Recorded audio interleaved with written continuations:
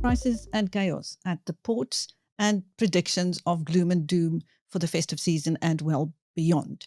We get an update from Melanie Veness, the chair of the Association of South African Chambers. Welcome, Melanie. Thank you. Thank you for inviting me back to discuss this very critical issue. Can you tell us how many containers are still stuck at the ports? In Durban port at the moment, we, as of yesterday, 61,968 TEUs at anchorage. So it's significant. The backlog is massive, and it is creating a crisis. There's no getting around that. It is currently disastrous. The other ports are just as bad. I don't have, I think, let's have a look. The two ports at Durban had 46,000 TEUs stuck at outer anchorage. So they have got a queue to berth ratio of 6.62 currently, which means that they made Line Analytica's top 30 most congested ports in the world, which is not a place we want to find ourselves in. They, for a while, have had ships bypassing their port, which is creating utter chaos for their business environment. They've got production stopped in a number of factories because they can't get components in time. A lot of manufacturers, all over the country, are using air freight to get parts in and to ship things out. So air freight numbers have gone up, particularly in the last week. I think 11% inbound and 12% outbound. There are decisions that are pending as to whether or not to award international programs, especially for motor manufacturers, to South Africa. And given our port situation, obviously that doesn't help us at all in terms of our trying to get those programs to happen in South Africa. We've got businesses that have run out of stock because obviously their stockpile is now being depleted, and businesses in Durban are saying that their containers are being delayed between 25 and 30 days, and they're concerned that this is escalating. So, I mean, it is really a chronic situation. We can't possibly expect our economy to recover given the restrictions that we now face. Certainly on the electricity side, the costs have just escalated disproportionately to what's happening in the rest of the economy, and the insecurity of supply and the constant load shedding, dysfunction at municipal level, and now our ports added to that mix does not make for a conducive environment to operate in. And given our low growth levels, it's disastrous.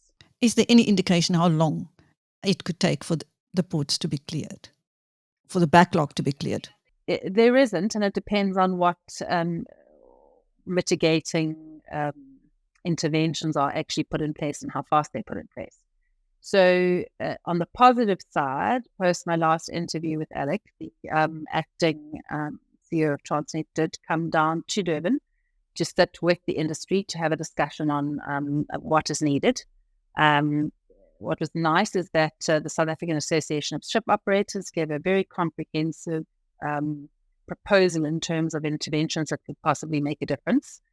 And some of those have been acted on, so that's positive. I think if we just look at some of those, so, I mean, efficiency in the port is obviously the most critical, but the thing that's holding us back is equipment failure.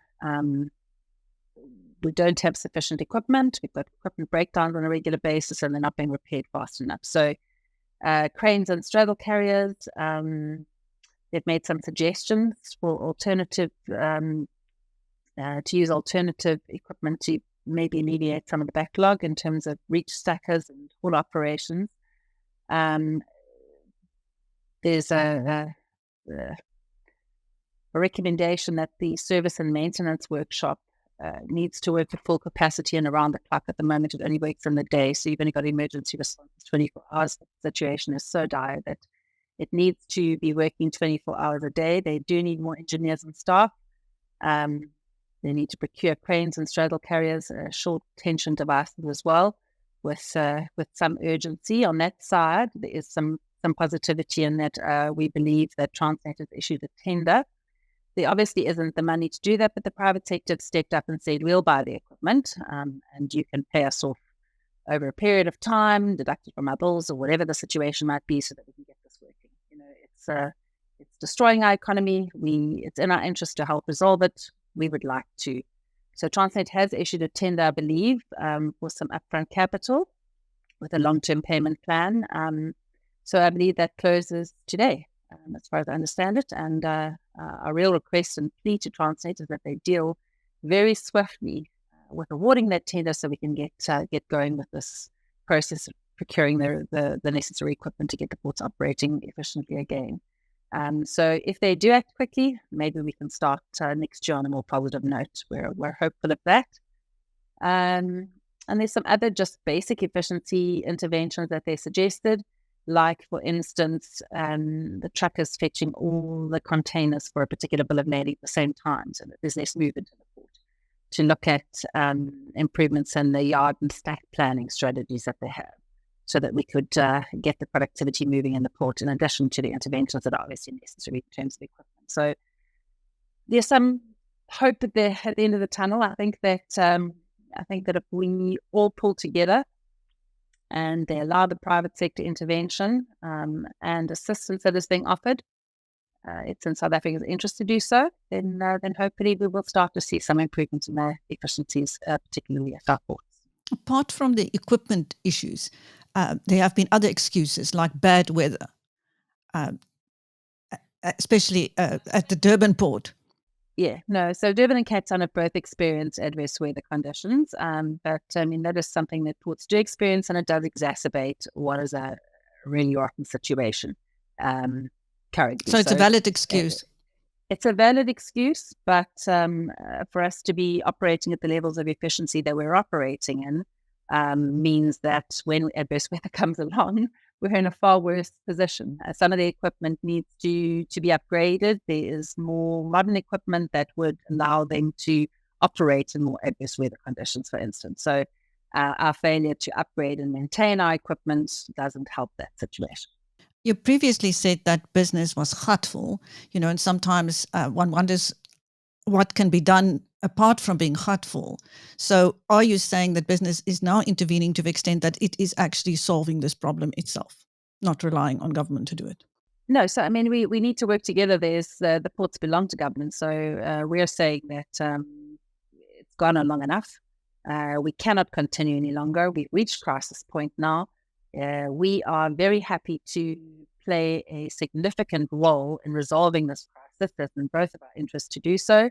And where there are challenges that it's difficult for government to overcome, we will step up. I mean, there's nobody that knows this industry or how to better manage a port than the industry itself. So, let's pool our resources.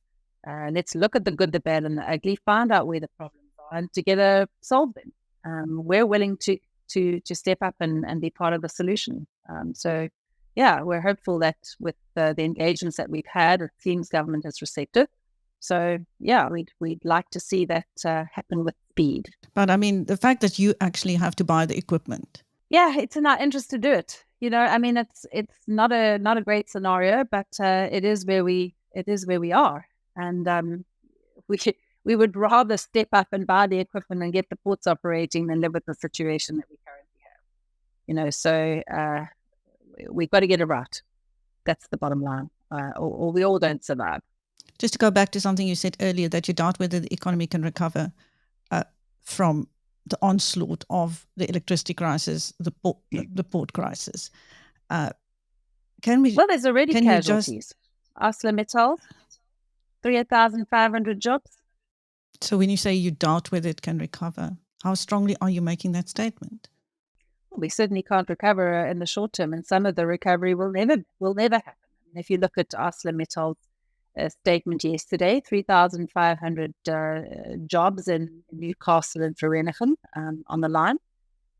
That's significant, and they're citing specifically the energy crisis and the logistics crisis in the country as two major factors that have made it difficult for them to maintain their operations in those two cities. The other thing is our low growth. You can't address growth if you don't have a conducive business environment in which to operate. So we've got a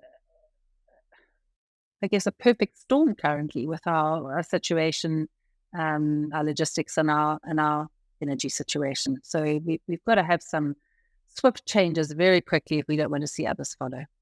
Thank you. That was Melanie Veness, the chair of the Association of South African Chambers, speaking to BizNews. Thank you, Melanie. You're welcome.